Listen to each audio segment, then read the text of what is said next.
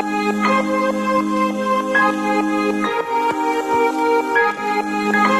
Morning students, कैसे हैं आप बच्चे। ये मेरा टोटल वीडियो नंबर 124 है और मैं आपको चैप्टर पढ़ा रहा हूँ एडमिशन ऑफ ए पार्टनर, जिसका लेक्चर नंबर 25 हम आपके साथ आज शेयर करेंगे। टॉपिक होगा some good cases of revaluation of assets and liability part 4।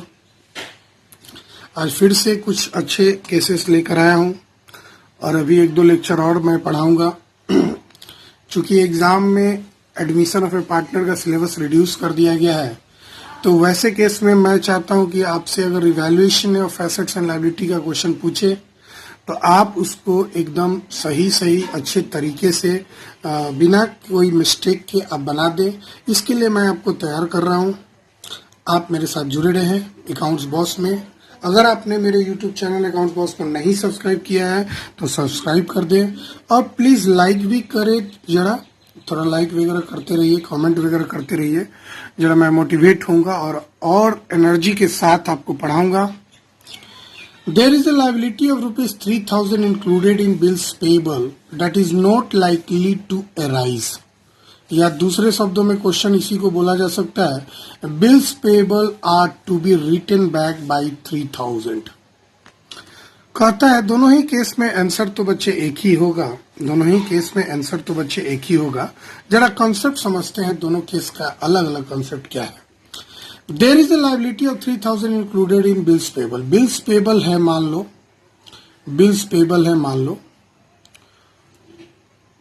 10,000 का है, लेट सपोज 3,000 का। इस पहले वाले केस का बता रहे हैं। तो इस बिल्स पेएबल जो 10,000 का है उसमें से 3,000 का ऐसा लायबिलिटी है जिसको हमें अब पे नहीं करना है। That is not likely to arise, मतलब अब हमें उसे पे नहीं करना है। तो जब हमें उसे पे नहीं करना है यानी कि मेरा बिल्स पेएबल घट गया और लायबिलिटी घटता है बच्चे, लायबिलिटी घटता है तो वो हो जाता है डेबिट। लायबिलिटी घटेगा तो वो हो जाएगा डेबिट और लायबिलिटी के घटने के कारण फर्म को इनकम हो जाएगा और वो इनकम को हम रिवैल्यूएशन अकाउंट में दिखा देंगे क्रेडिट साइड में। अब कितना दिखाएंगे बच्चे, तो जाहिर सी बात है 3,000 का हमें प्रॉफिट हो रहा है तो 3,000 हम दिखा देंगे। नरेशन भी लिख देंगे, decrease in the amount of the bills payable recorded, amount of the bills payable recorded. अब जो नया वाला बैलेंस शीट होगा इस वाले केस में उसमें हम 7,000 जो बचा हुआ अमाउंट है उसको दिखाएंगे लायबिलिटी साइड में बिल्स पेएबल के नाम से। अगर वही दूसरा केस रहे ये वाला और में है bills payable are to be written back by 3,000, तो इसका मतलब यही हुआ कि मेरे पास बिल्स पेएबल था उसमें से 3,000 को रिटन बैक कर दिया गया, राइट ऑफ कर दिया गया। मतलब अब उसको पेमेंट करने की कोई आवश्यकता नहीं है, मतलब कि अब बिल्स पेएबल मेरा घट गया। मेरी कुछ और लायबिलिटी थी, लेट सपोज मेरी लायबिलिटी 10,000 थी और अब हमें 7,000 ही पे करना है क्योंकि 3,000 से वो लायबिलिटी मेरा अब कम हो गया है। और जैसे ही मैं आपको बता रहा हूं, जैसे ही लायबिलिटी कम होता है फर्म को इनकम हो जाता है और इनकम रिवैल्यूएशन अकाउंट के क्रेडिट में जाता है। ठीक है बच्चे, एकदम मजेदार है। आप अब समझ भी रहे होंगे बहुत सारा चीज पहले से। आइए एम नंबर में आते हैं बच्चे। There is likely to be a claim for damages against the firm for which a provision for ₹1,500 is to be made। कहता है कि एक क्लेम जो है डैमेजेस के अगेंस्ट में फर्म के लिए लायबिलिटी क्रिएशन हो रहा है। मतलब यूं समझो, there is likely to be a claim for damages against the firm for which a provision of 1,500 is to be made. Firm के द्वारा किसी का डैमेज हुआ है और उस डैमेज के लिए क्लेम का प्रोविजन बना है 1500, मतलब भविष्य में हमको ये लायबिलिटी पे करना, फिलहाल नहीं पे करना, एक क्लेम हुआ है कि जिसे हमको पे करना है। तो जैसे ही क्लेम हुआ है तो हमारी लायबिलिटी एक बढ़ जाएगी अचानक से, और मेरी जब लायबिलिटी बढ़ेगी तो वो हो जाएगा क्रेडिट। तो मेरा एक लायबिलिटी अभी पे नहीं करना, अभी बस हम लायबिलिटी को इंक्रीज करें, भविष्य में इसको पे करना होगा बच्चे। और जब हम लायबिलिटी को इंक्रीज करेंगे, ऐसे यू सोचो कि ये अनरिकॉर्डेड लायबिलिटी का क्वेश्चन है, यू सोचो ये अनरिकॉर्डेड लायबिलिटी का है जिसका अभी तक रिकॉर्डिंग नहीं हुआ था। मतलब एक क्लेम था डैमेजेस के लिए फॉर्म के अगेंस्ट में, जिसके लिए 1500 का प्रोविजन आया कि 1500 इसके लिए हमको फ्यूचर में पे करना है। तो अभी ही लायबिलिटी का क्रिएशन करना होगा, और लायबिलिटी का क्रिएशन होगा तो लायबिलिटी बढ़ेगा, बढ़ेगा तो क्रेडिट होगा, क्रेडिट हुआ तो फॉर्म को नुकसान हो गया, और फॉर्म का नुकसान रिवैल्यूएशन अकाउंट में जाएगा और वो डेबिट साइड में जाएगा। तो रिवैल्यूएशन अकाउंट डेबिट हो गया। कितना का भाई? जितना का क्लेम था उतना का। नरेशन बहुत इजी है बच्चा। A liability of claim, liability of claim for damages recorded। ठीक है ना, समझ गया ना, क्लियर है? आगे बढ़ते हैं। एन नंबर में आते हैं बच्चे, एन नंबर में आते हैं। कहता है ए bill of ₹300 for power charges has been omitted to be accounted. It should therefore now be provided for. या power charges of ₹300 still outstanding. ये दोनों का आंसर तो बच्चे एक ही होगा। बस यूं समझिए कि हमारा पावर चार्जेस का जो बिल था उसको हमने अकाउंटिंग नहीं किया, हमने ओमिट कर दिया, मतलब गलती से हम उसको छोड़ दिए। तो ये जाहिर सी बात है अनरिकॉर्डेड की, अनरिकॉर्डेड है, और अनरिकॉर्डेड एसेट है कि लायबिलिटी है। तो बच्चे ये लायबिलिटी है क्योंकि एक बिल की पेमेंट हमें करना है। तो हमको अगर बिल्स का पेमेंट भविष्य में करना है तो वो मेरा एक लायबिलिटी है, और ये लायबिलिटी को हमने ओमिट कर दिया था, छोड़ दिया था, लेकिन अब उसको देना है। या यूं समझो, दूसरे शब्दों में बोला है कि power charges of 300 still outstanding, मतलब कि पावर चार्जेस जो था उसमें से 300 का पेमेंट अभी तक हमने नहीं किया है, जो कि हमको भविष्य में करना है। और भविष्य में जब करना है तो मेरे लिए एक लायबिलिटी का क्रिएशन हो जाएगा। तो लायबिलिटी का नाम है बच्चे यही आउटस्टैंडिंग, दोनों ही केस में है outstanding power charges, outstanding power charges account. और एक लायबिलिटी बनने के कारण फर्म को नुकसान होगा, और फर्म का नुकसान को रिवैल्यूएशन अकाउंट के डेबिट साइड में हम लोग लिख देंगे। ठीक है बच्चा, कितना का? जितना का फर्म का लायबिलिटी का क्रिएशन हो रहा है 300 का। अब सवाल उठता है कि सर नरेशन क्या लिखेंगे? बड़ा आसान है बच्चा, लायबिलिटी फॉर, बस वही उतार देना है, क्वेश्चन को ही उतार दिया जाता है। Liability for power charges recorded. ठीक है बाबू, क्लियर हो गया ना?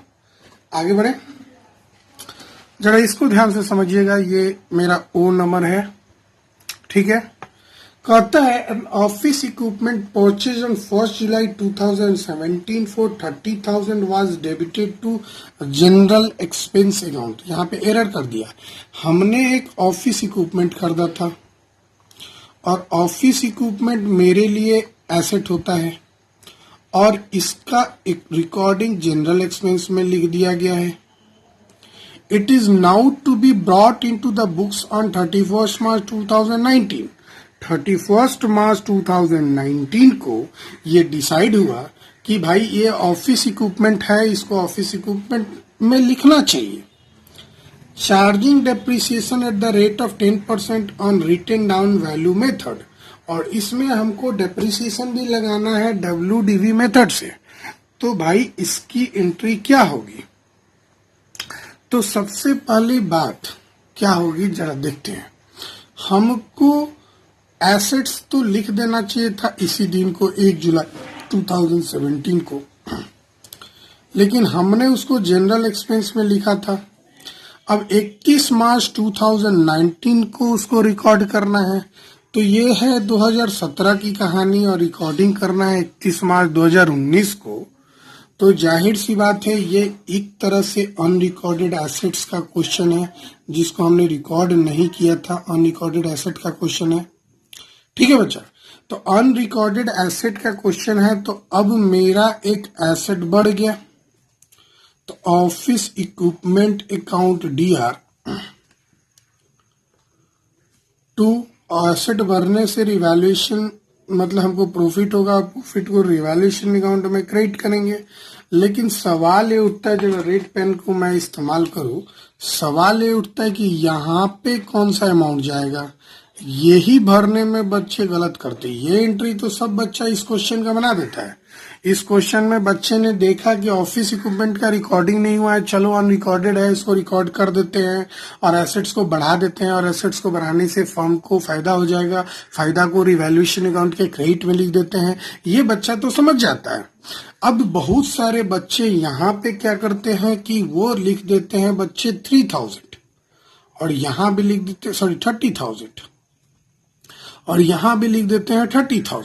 लेकिन सवाल ये उठता है कि ये सही है कि गलत है। तो मैं बोल दूं बच्चे ये गलत है। क्यों गलत है? क्योंकि इसकी रिकॉर्डिंग आज हो रही है, जो कि डेट है 31 मार्च 2019। चार्जिंग डेप्रिसिएशन 10% पर एनम on written down value method. और रिटेन डाउन वैल्यू मेथड की खासियत है कि एसेट डेप्रिसिएटेड वैल्यू पे शो करता है। एसेट डेप्रिसिएटेड वैल्यू पे शो करता है, तो एसेट्स का डेप्रिसिएटेड वैल्यू 31 मार्च 2019 को 30,000 नहीं होगा। तो इस क्वेश्चन में हमें एक छोटा सा वर्किंग नोट करना होता है। और वर्किंग नोट कैसे करेंगे जरा आते हैं यहीं से शुरू करते हैं। जरा हमें पेज घुमाना भी पड़ जाएगा, लेकिन यहीं से शुरू करते हैं। वर्किंग नोट इसका करना अति आवश्यक है, इट इज वेरी नेसेसरी। सबसे पहले तो लिख देंगे वैल्यू ऑफ ऑफिस इक्विपमेंट, जिस डेट को खरीदे हैं उस डेट के नाम के अनुसार ऑन लिख दो एज ऑन 1 जुलाई 2017। जो भी है वैल्यू यहाँ पे लिख देंगे 30,000।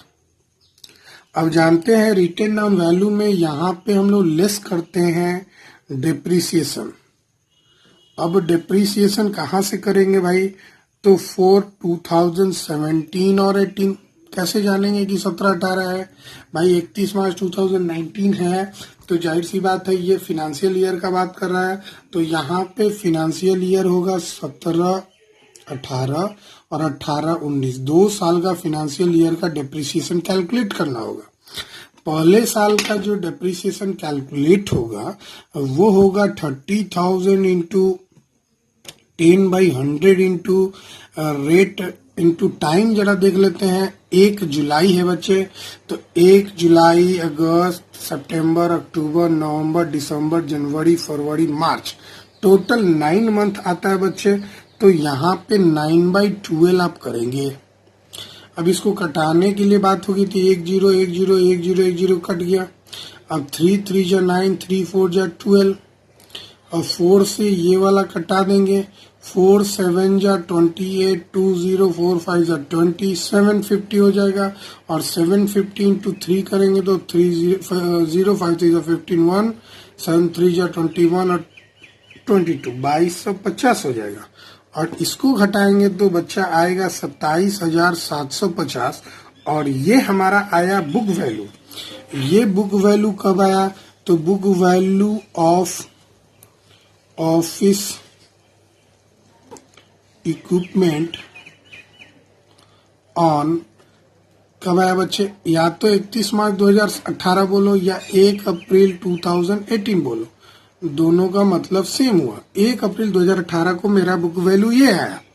अब आगे कंटिन्यू करते हैं, यहाँ पे आगे कंटिन्यू करेंगे यहाँ पे, ठीक है। फिर करेंगे लेस डेप्रिसिएशन फॉर 18 एंड 19, ठीक है। और यहाँ पे कैलकुलेट करेंगे रुपीस, मेरा 27,750 आया इंटू 10/100, और ये 12 महीना के लिए करना है तो 12/12 करेंगे, और ये लिखने की जरूरत नहीं है क्योंकि यहाँ तो पूरा साल रहता है, ठीक है।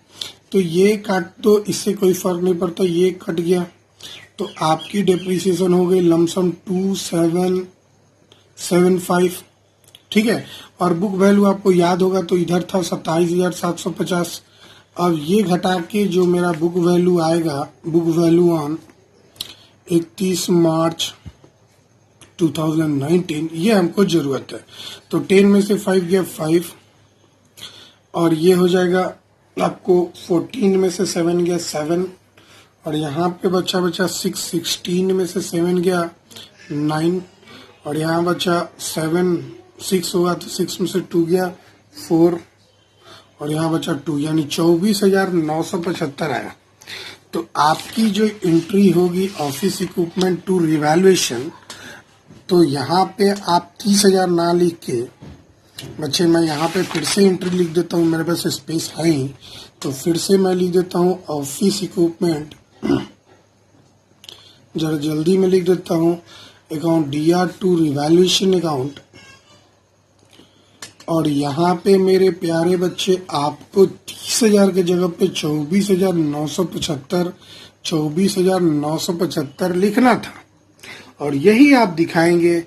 आप यहाँ पे लिख देंगे ऑफिस इक्विपमेंट, नरेशन लिख देंगे office equipment wrongly debited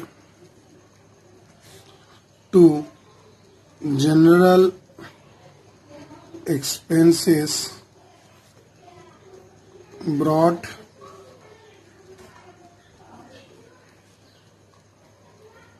into account, ठीक है। समझ में आया ना, क्लियर हो गया। अब भाई यहाँ पे आपने देख लिया, अब जहाँ जनरल एक्सपेंस की बात आती, जनरल एक्सपेंस का तो आपको P&L अकाउंट बनाना नहीं है, प्रॉफिट एंड लॉस अकाउंट बनाना नहीं है, तो वहाँ पे आप जनरल एक्सपेंस में प्रॉफिट एंड लॉस में से जनरल एक्सपेंस में से कटाते। लेकिन आपको तो पार्टनरशिप में P&L अकाउंट की आगे का चीज पढ़ना होता है, यानी पार्टनरशिप में आपको P&L अप्रोप्रिएशन बनाना होता है, पार्टनर्स कैपिटल बनाना होता है, बैलेंस शीट बनाना होता है, इसके पहले एक रिवैल्यूएशन भी बनाना होता है, ठीक है। इन सब चीजों को हमको नहीं पढ़ना है। P&L अप्रोप्रिएशन फर्स्ट चैप्टर में है, हमने पढ़ लिया है, और प्रॉफिट एंड लॉस अकाउंट हमने 11th क्लास में पढ़ लिया है, तो वो सब चीजें हमको नहीं पढ़ने हैं, हमको जिससे मतलब है उसी को पढ़ने हैं। तो इसीलिए हमने सिर्फ एक ही एंट्री किया।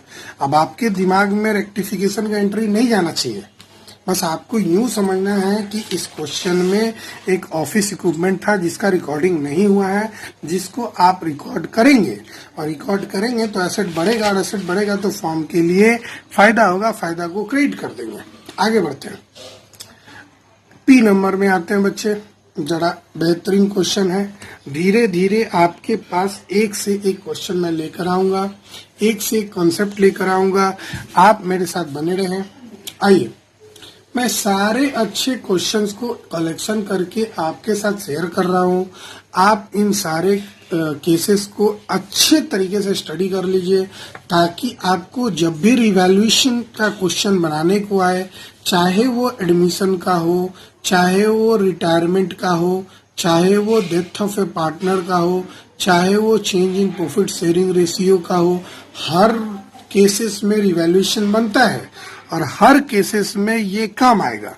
इसीलिए एक बार पढ़ो और हर जगह फायदा उठा लो, ठीक है बच्चे।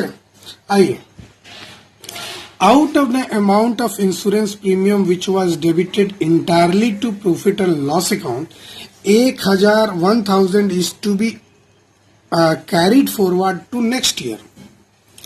मतलब कि हमने जो इंश्योरेंस प्रीमियम के लिए डेबिट किया था, जितना अमाउंट मान लो XYZ ₹100 जमा किया था, उस ₹100 में 1,000 रुपया हमने एडवांस दे रखा था, जिसको कैरी फॉरवर्ड करना है नेक्स्ट ईयर। तो जब भी ये समझो कि हमको इंश्योरेंस प्रीमियम देना था और हमने इंश्योरेंस प्रीमियम दे दिया, XYZ कितना भी रुपीस दिया, उस XYZ में से 1000 अगले साल के लिए कैरी करना है, मतलब वो था एडवांस। ठीक है, या यूं समझो insurance premium amounted to 8000 was debited to profit and loss account of which 1000 is related to next year।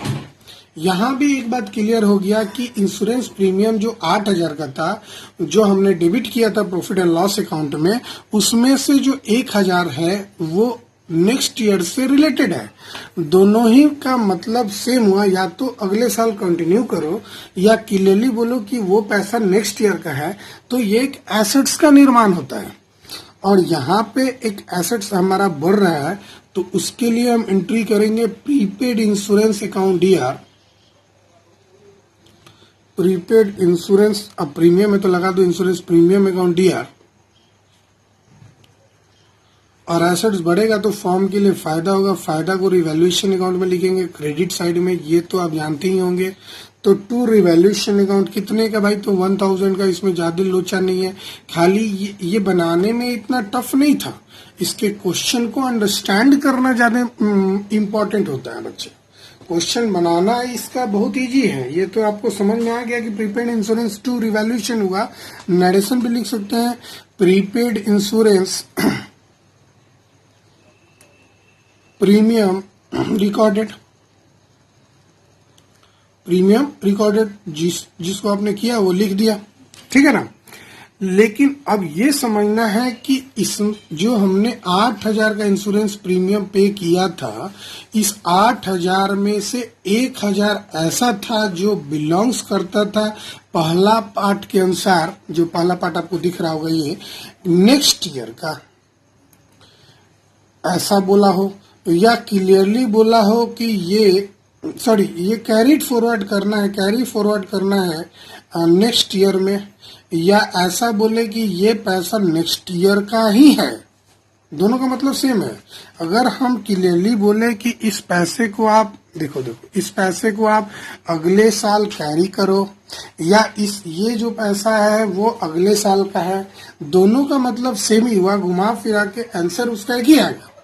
मतलब यूं समझो कि इंश्योरेंस प्रीमियम में हमने जो भी पे किया, जैसे कि 8000 पे किया, जो नीचे वाले कॉन्सेप्ट में क्लियरली लिखा हुआ है, उस 8000 में 1000 जो इंश्योरेंस प्रीमियम है वो इस साल का नहीं होके आगे वाले साल के लिए है। यानी कि एक मेरा एसेट बढ़ेगा, और एसेट बढ़ेगा यानी प्रीपेड इंश्योरेंस एक एसेट होता है। भाई आपको मालूम होना चाहिए कि प्रीपेड एक्सपेंस जो होता है बच्चे, वो एक करंट एसेट होता है, ठीक है, मतलब एसेट्स होता है। भाई कौन सा एसेट होता है, तो करंट एसेट, ये भी सीख लो, लेकिन वो तो क्लियरली है कि एसेट होता है।